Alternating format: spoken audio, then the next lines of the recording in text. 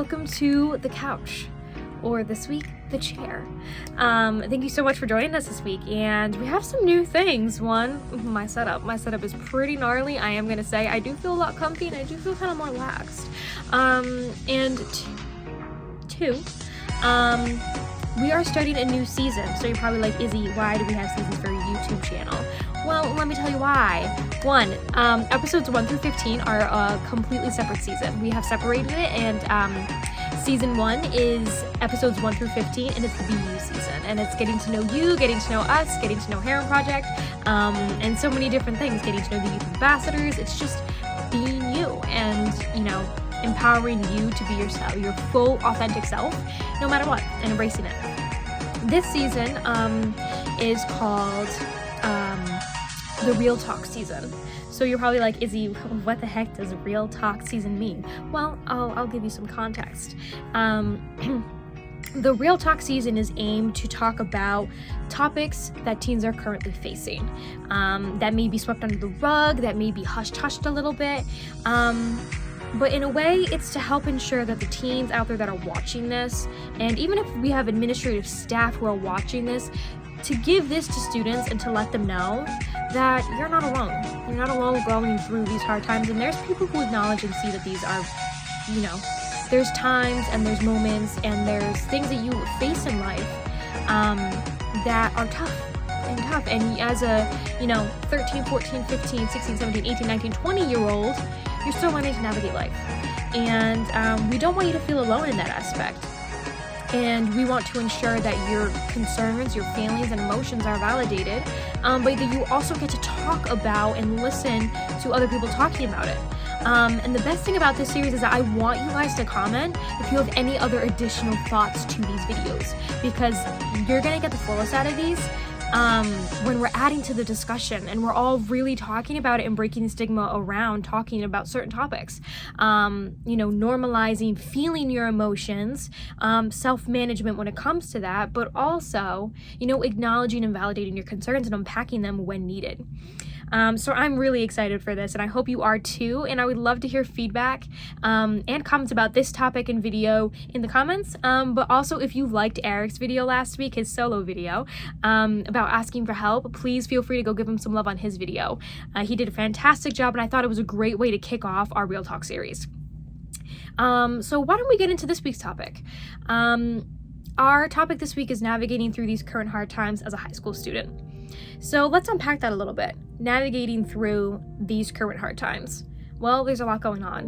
One, your mental health is at the forefront of a pandemic, and you're being stretched and expanded past what you're usually able, or what you usually are, emotionally and mentally as well.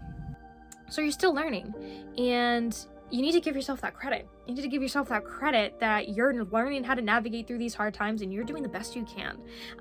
But you should also be seen and recognized for it, that you're doing your absolute hardest to get through virtual school, to have to, again, our 2021 seniors, you're missing out like us 2020 seniors.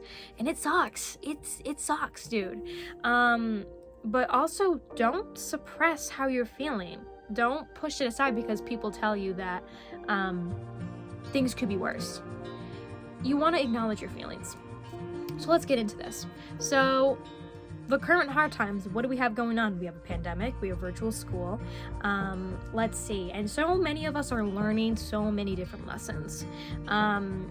I think something that was really prevalent is that we were seeing who our true friends really were during the pandemic, and who would be reaching out to us and who would be ignoring us, and who might drop us and never talk to us again because we're not in school like we used to be. And I'm sorry if you have had to gone through that, if you've had to navigate losses of friends, and especially if they were close friends, and you had to endure watching people wither away out of your life because you weren't in school anymore and you weren't able to see them, and they stopped checking up on you, or whatever the case may be. Not only that, we also have isolation. We've been isolated, and people have been dealing and trying to cope with mental health challenges for well over a year because of the pandemic and the isolation that has come with it. So there's a lot to validate here. One, your feelings and emotions about almost everything is valid, and you're not alone. And there's a lot to talk about when it comes to this stuff, especially with school. You maybe you had your sports and clubs taken away, and let's shine a spotlight on that. You are a senior, or you're a first-time freshman, or you're a sophomore, or you're a junior, and you weren't able to start your season. Now you're getting kind of rusty. You don't really have too many people to play with competitively, and you're just kind of practicing in your backyard, and it can be tough, especially if you don't have the certain equipment that you need to fully practice your sport. Two, the club that you love the most, you are not able to join. You're not able to be in. You're not able to partake in because the school won't allow it, or you can't do that club the way it used to be. Whether it's an art club, whether it's theater, whether it's robotics, a SAD club, a Herren project club, even. It's been tough, and especially if you're a senior right now, it's equally tough because there are so many things you're supposed to be doing this year that you were preparing for, and you might also feel as though you're getting swept to the side with college applications in the college process, and you might not be getting the attention and your needs met because you're at home, and you might not be having that extensive process that you would be having if you were in school.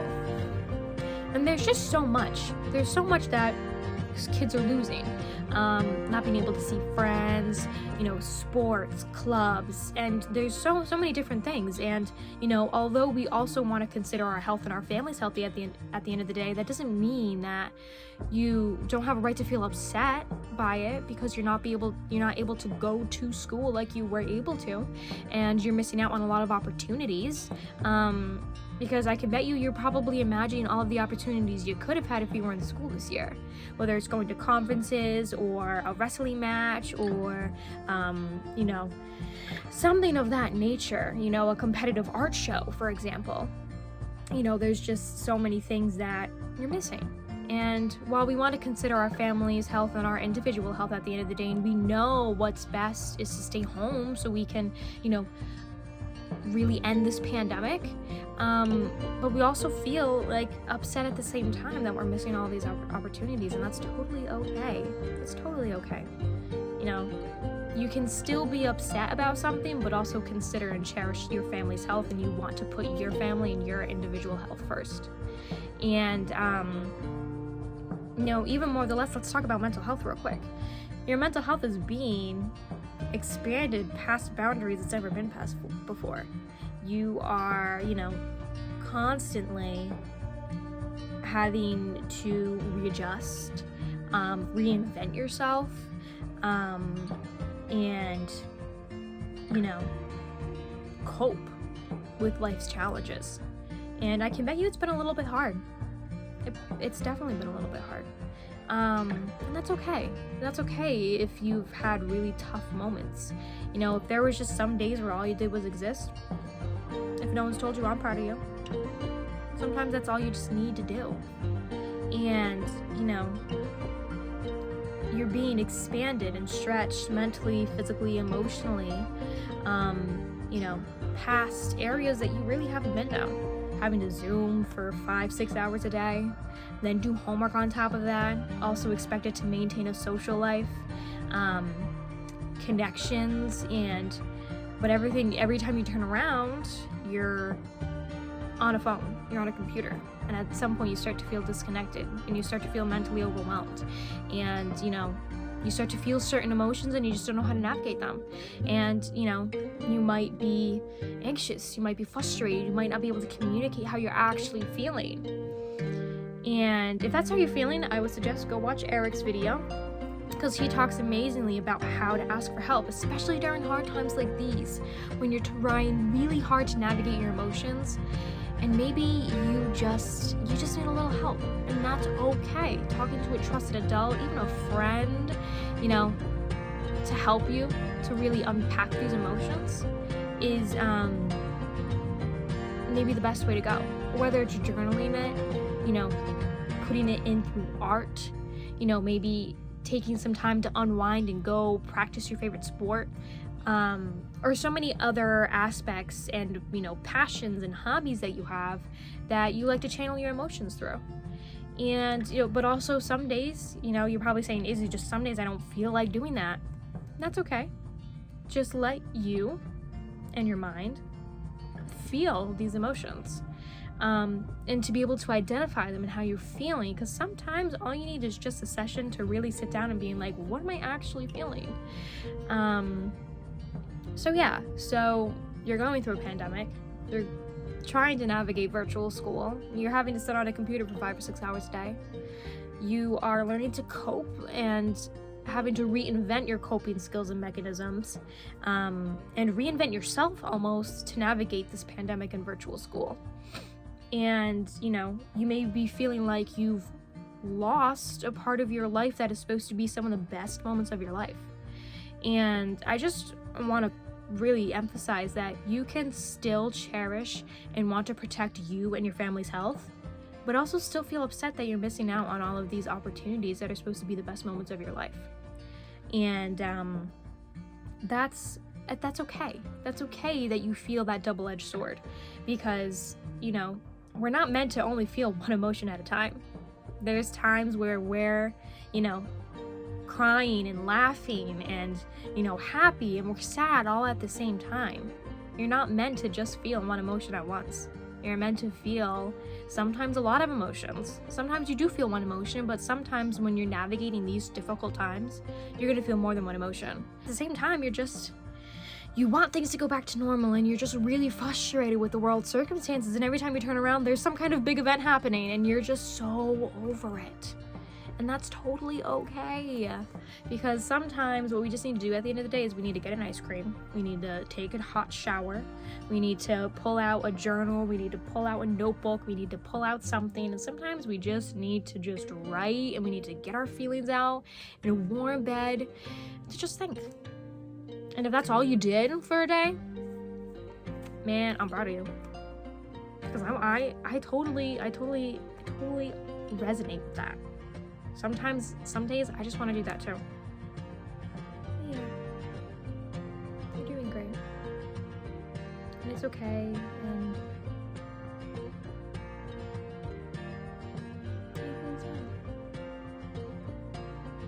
we may not understand each other's emotions, but we certainly can see